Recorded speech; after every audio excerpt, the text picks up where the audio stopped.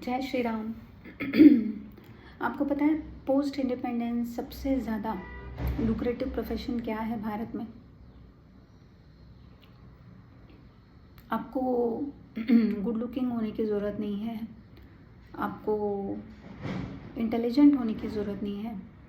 सिर्फ आप में वो एक तैयारी होनी चाहिए कि आप अपने आत्मा को बेच दें। और आत्मा को बेच के आपने एक काम करना है, 1 पॉइंट एजेंडा। हिंदुत्व और भारत के बारे में अफवाहें गढ़नी है और फैलानी है। फिर आप ये किसी भी माध्यम से कर सकते हैं। आप मूवी बना सकते हैं या उसमें संवाद लिख सकते हैं, गीत लिख सकते हैं, एक्टिंग कर सकते हैं, आप पेंटिंग बना सकते हैं, आप नॉवेल लिख सकते हैं, स्टोरी बुक्स लिख सकते हैं, आप जर्नलिज्म में उतर सकते हैं और जर्नलिज्म के नाम पर झूठ और अफवाहों की फैक्ट्री चला सकते हैं। कुछ भी हो, आपका जो फोकस होना चाहिए वो है हिंदू और हिंदुत्व के बारे में अफवाहें फैलाना। बिकॉज़ आपके मन में ऐसा होना चाहिए कि हिंदू धर्म अकेला धर्म है जिसको रिफॉर्म की आवश्यकता है इस संसार में। अगर आप में ये गुण हैं तो आप बहुत कमा चुके होंगे या आप आगे जाकर बहुत कमा सकते हैं भारत में। ऐसा क्यों है? हिंदू या हिंदुत्व को टारगेट करने वालों को इतना पैसा कहाँ से मिलता है? देखिए, इनको पैसा मिलता है हर जगह से। It can come from communist China, it can come from whites, Europeans who hate the Hindus and the Hindutva, or it can come from Arabs who are jihadis. ठीक है, कहीं से भी आए, आपको पैसा बहुत मिलेगा इसमें। ठीक है, और क्यों करना चाहते हैं लोग? हिंदुत्व और हिंदू के बारे में अफवाहें फैलाना, गलत बातें फैलाना, हिंदुइज़्म को बार बार अटैक करना, यह क्यों करना चाहेगा कोई? तो रीज़न ये है कि आपका जो आत्मविश्वास है उसको पूर्णतया मिटाना है। जब आपका आत्मविश्वास और आत्मसम्मान मिट जाएगा ना, तो आपके लिए कोई चीज़ ऐसे नहीं होगी जिसकी आपने रक्षा करनी है। अपनी भूमि, अपनी संस्कृति, अपनी कम्युनिटी, किसी के प्रति भी आपको वो लगाव नहीं होगा और आप उसके लिए उठ खड़े नहीं होंगे। तो वैसा हो गया तो भारत जो है, वैसे ही सेक्युलर शब्द डाल के भारत जो है वो एक खुली तिजोरी बन चुका है। जैसे ही हिंदू समाप्त हो जाएगा या हिंदू में से हिंदुत्व समाप्त हो जाएगा तो भारत जो है वो लूटने के लिए खुला मैदान बन जाएगा। क्योंकि भारत कुछ के उसकी जो संपन्नता है वो कम नहीं हो रही है। उसका स्ट्रैटेजिक लोकेशन बहुत अच्छा है, उसकी ज़मीन बहुत उपजाऊ है, उसकी नदियों में हमेशा 12 महीने स्वच्छ पानी रहता है, भूमिगत संपदाओं में भी भारत एक नंबर है। तो लूटने के लिए आसान हो जाएगा कम्युनिस्टों को, जिहादियों को, यूरोपियंस को। तो इसलिए ये जो है चलाया जाता है, इसमें बहुत ज़्यादा फंडिंग आती है। आपने एक बूढ़े का नाम तो सुना ही होगा, सोरोस। तो ऐसे एक नहीं हज़ारों लोग हैं जो हिंदू और हिंदुत्व को मिटाना चाहते हैं। और इनके जो प्रश्न होते हैं वो बहुत ही इनोसेंट होते हैं। ये शुरुआत अपनी जो है एजेंडा की वो ऐसे करते हैं कि तुम लोग पत्थरों को पूजते हो। हिंदू इस प्रश्न को न समझ पाया है, न आज तक वो जवाब दे पाया है। क्योंकि हिंदू के मन में यह है कि वो पत्थरों को नहीं पूजता। हिंदू जानता है कि वह राम भगवान को, कृष्ण जी को, सीता जी को, लक्ष्मी जी को, पार्वती जी को, सरस्वती जी को, शिव जी को, हनुमान जी को पूजते हैं। हिंदू जानता है कि वो जिन्हें पूजता है वो पत्थर नहीं हैं, वो मूर्तियां हैं जिनमें प्राण प्रतिष्ठा की गई है। लेकिन आप ये किसी और हिंदू को समझा सकते हैं जिसको ज्ञान नहीं है, जो अज्ञान के अंधकार में है और जो सिर्फ आपको लूटना चाहता है। ऐसे व्यक्ति को आप नहीं समझा सकते।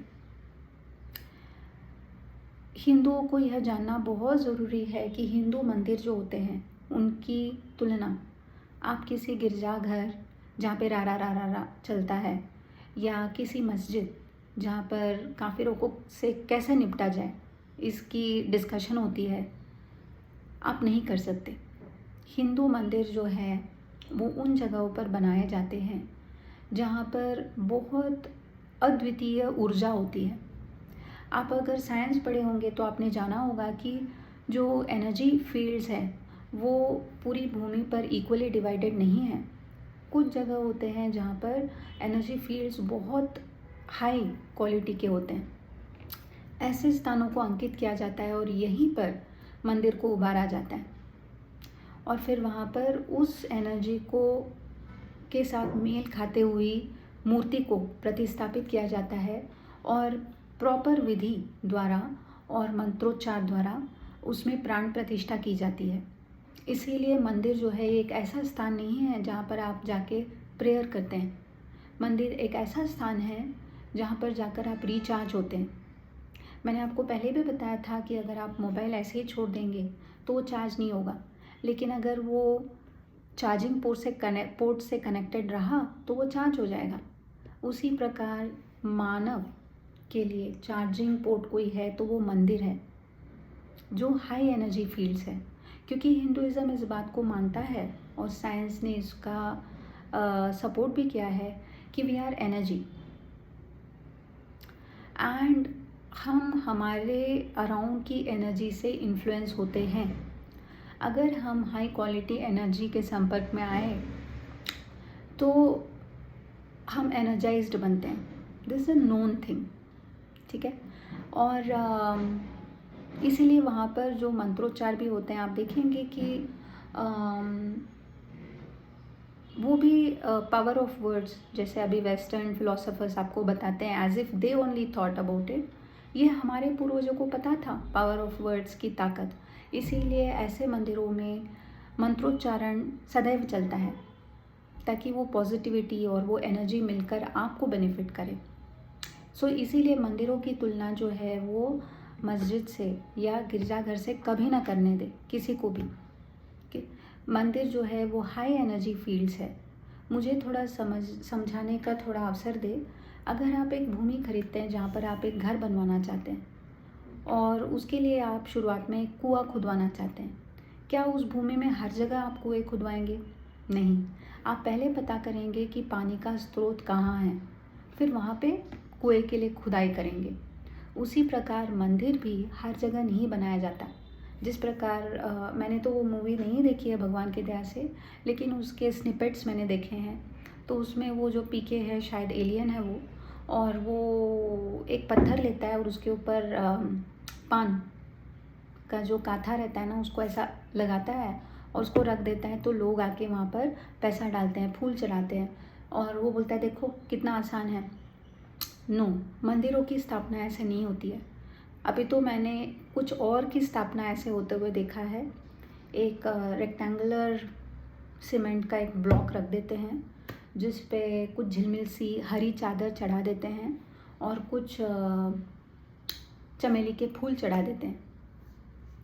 ये मैंने देखा है। फिर वो रेलवे स्टेशन पे हो, बीच सड़क पे हो, फुटपाथ पर हो या किसी और के पूजा स्थल पे हो, ये मैंने ज़रूर उभरते देखा हुआ है। जिससे पीके जी ने बताया वैसे जो है वो मैंने और किसी स्ट्रक्चर को प्रतिस्थापित होते हुए देखा है, मंदिरों को नहीं। कि मंदिरों के लिए जो एक पर्टिकुलर साइंस है जिसको फॉलो किया जाता है, और इसीलिए मंदिर जो है वो ह्यूमन काइंड के लिए आप बोल सकते हैं कि एक बहुत बड़ा कल्चरल हेरिटेज है। लेकिन हम विधर्मियों को तो ये बात समझा नहीं सकते हैं, राइट। वो एक ही बात पे अड़े रहते हैं कि तुम लोग पत्थर को पूजते हो, तुम लोग पत्थर को पूजते हो। और हम आश्चर्यचकित रहते हैं क्योंकि तुम ही हो भाई जो सीमेंट का ब्लॉक बना के एक पत्थर को बीच सड़क में रख के मज़ार के नाम से पैसा कमाते हो। वो तुम्हारा धंधा है, हमारा ऐसा नहीं है। हम पत्थरों को नहीं पूजते हैं, हम मूर्तियों को पूजते हैं जिनकी प्राण प्रतिष्ठा हुई है। और या फिर आपको देखेगा कि रिलीजन ऑफ लव जो है वो भी आपको यही अटैक करता है कि तुम पत्थरों को पूजते हो। और ये पूछने वाले जो हैं, आप देखेंगे इनका हर गली नुक्कड़ पे या तो वो इंसान जिसने खुद को सन ऑफ गॉड बोला है वो, या उसकी माता जी का आपको मूर्ति दिखेगी। मेरे शहर में तो है, हर गली नुक्कड़ में या तो वो इंसान है एक क्रॉस पे लटका हुआ, या उसकी माँ है उसको गोदी में उठाए हुए। अगर मैं पत्थर को पूछती हूँ तो तुम क्या कर रहे हो, ये मूर्तियाँ तुम्हारे पूजा स्थल में क्यों हैं? लेकिन हिंदू जो है वो, मैंने जैसे कहा, वो जवाब नहीं दे पा रहा है आज भी, क्योंकि उसको ये विश्वास है, और उसका विश्वास सही है, कि वो जो है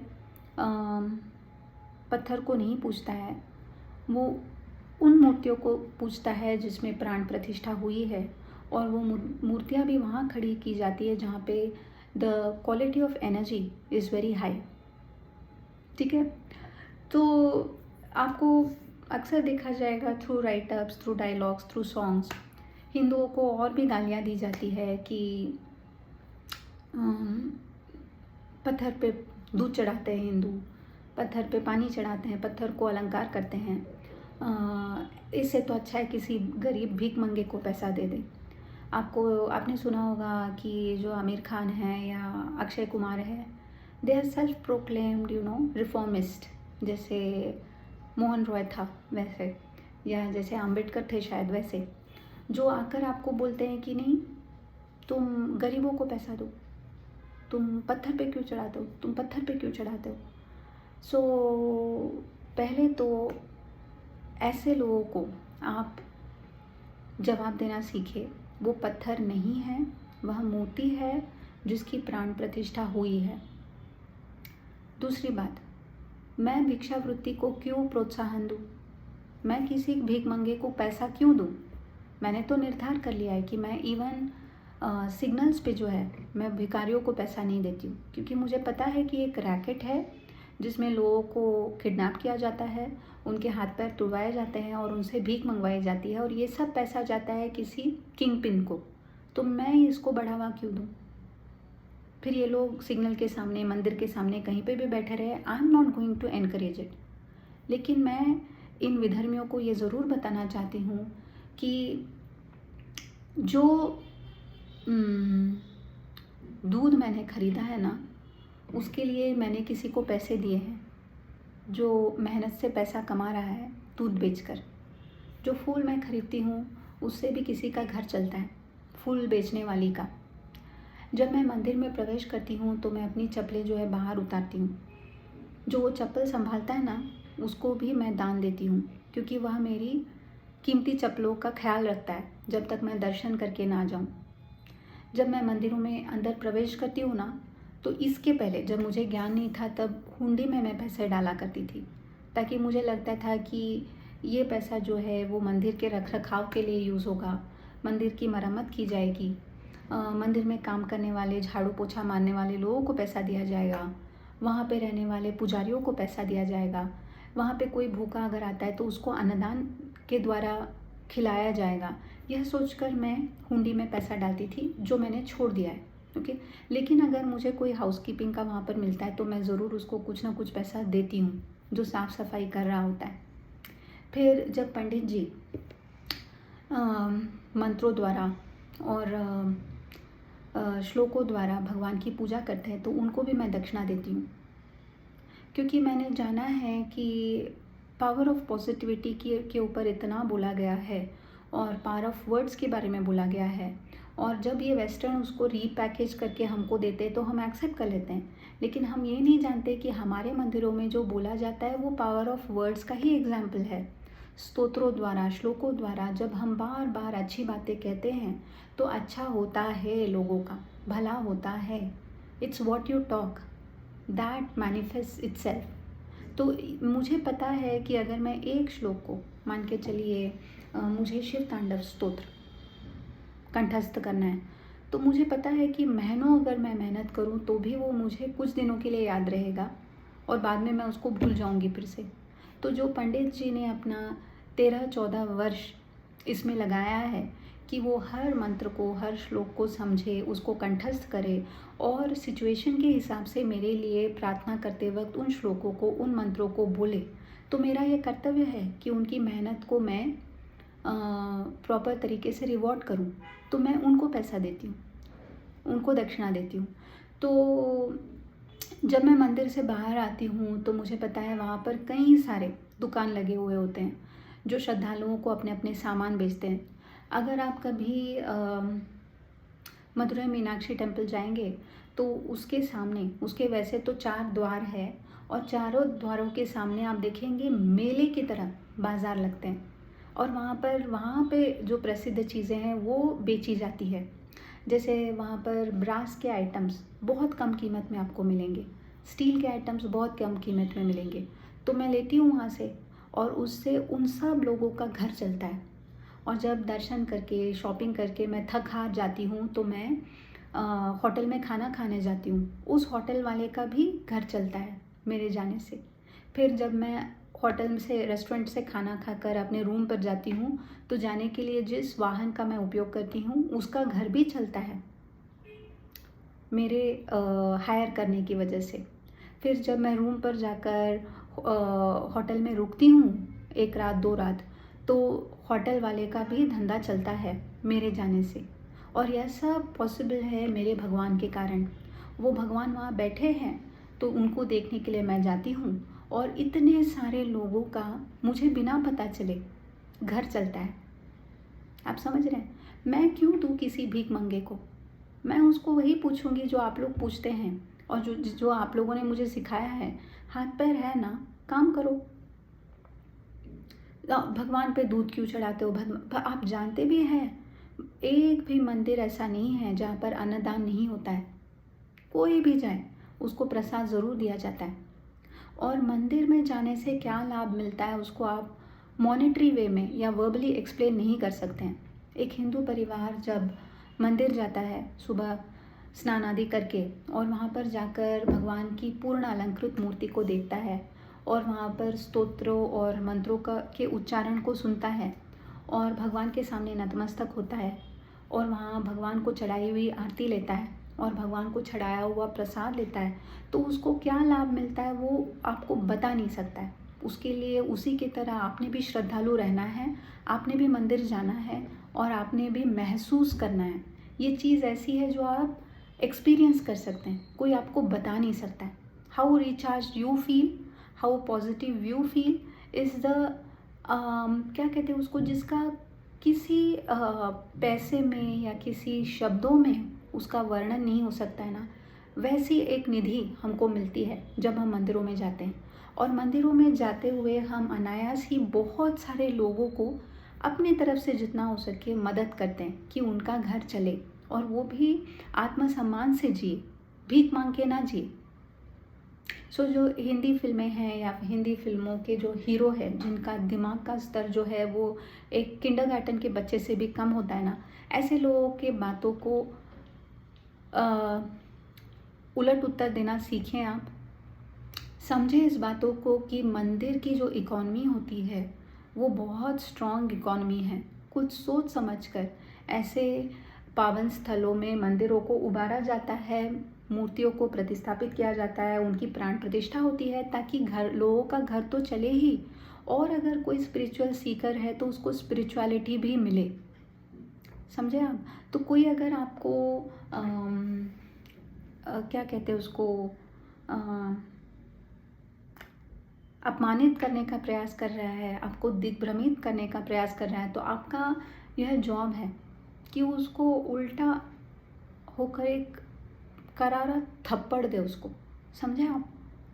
और उसको बोले कि भाई तुझे भीख देनी है तो फिल्म मत बना आलतू फालतू, उन लोगों को पैसा बांट, मुझे मत सिखा। मुझे पता है मेरे मंदिरों में क्या शक्ति है और मैं अपने मंदिर को ज़रूर जाऊंगी और मैं यथाशक्ति भगवान को दान धर्म, भगवान के सामने दान धर्म तो करूंगी ही, वहाँ पे जो भी लोग मेहनत से करते हैं अपना काम उनको भी मैं सपोर्ट करूँगी और मैं बार बार जाऊँगी।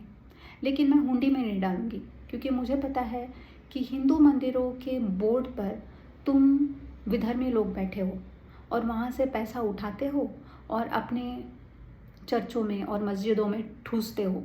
तो मुझे भी ये पता चल चुका है, मंदिरों में तो मैं दान नहीं डालूँगी लेकिन मंदिरों में अवश्य जाऊँगी और वहाँ पे जो मेहनत करते हैं दूध बेचते हैं, फूल बेचते हैं, मेरी चप्पलों को संभालते हैं, मंदिरों को क्लीन रखते हैं, वहाँ के जो पुजारी जी हैं जो मंत्रोच्चार करते हैं और पूजा करते हैं और भगवान से प्रार्थना करते हैं, और वहाँ पे जो अनगिनत दुकानें लगी रहती है, उन सब में से मैं सामान खरीदूँगी और उनको सपोर्ट करूँगी।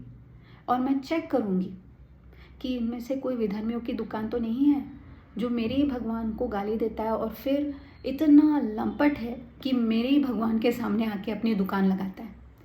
तो मैं चाहती हूँ कि हर हिंदू इन बातों को समझे और कभी भी 3 चीज़ें करें। कभी भी आप तुलना मंदिरों की जो है वो मस्जिद या चर्च से ना करें। मंदिर is not a congregation place. चबूतरा नहीं है वो जहाँ पर आप इकट्ठे होते हैं और अपने बकवास करते हैं। वो एक हाई एनर्जी सोर्स है जहाँ पर एक पर्टिकुलर विशिष्ट प्रकार की डेटी को ही प्रतिस्थापित किया जाता है और पर्टिकुलर विधि और मंत्रोच्चारण द्वारा ही उसकी प्राण प्रतिष्ठा होती है। दूसरी बात, मंदिर supports a very vibrant economy. जब आप मंदिर जाते हैं तो आपके कारण, आप जो पैसा खर्चते हैं उसके कारण कई परिवारों का जो है वो भरण पोषण होता है, उसको याद रखें। और तीसरी बात, कोई भी आपको अगर ऐसी ग्लानिग्रस्त बनाने का प्रयास करते हैं तो उनको ये ज़रूर ये फैक्ट्स बताए और उनको चुप कराए ताकि दोबारा वो मुंह ना खोले। तो यही कहना था आज। जय श्री राम।